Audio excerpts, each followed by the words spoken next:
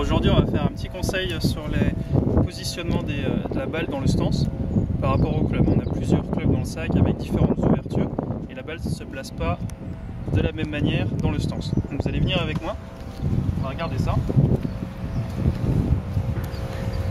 J'ai pris 3 clubs volontairement avec des écarts d'ouverture importantes.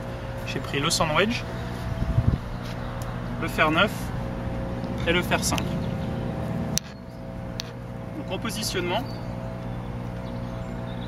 vous allez venir par ici pour avoir une vue par au-dessus.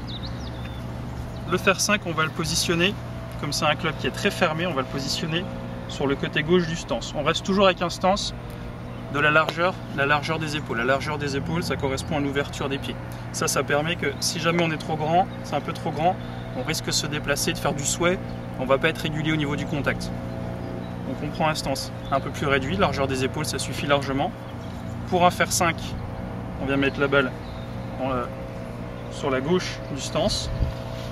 Avec un fer 9, on va venir se placer plutôt au milieu du stance. Avec un sandwich, on va venir se placer au milieu, voire un peu à droite.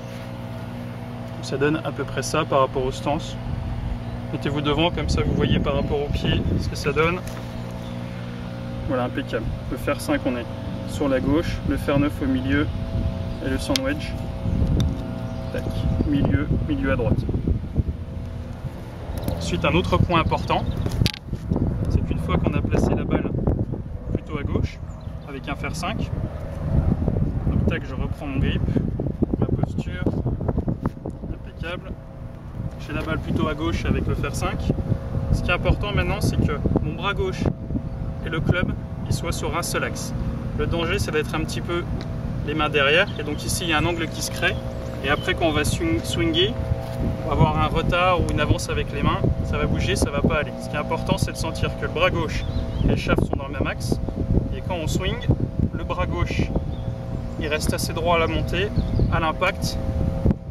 Et après l'impact, ça nous donne de la largeur pour aller jusqu'au finish.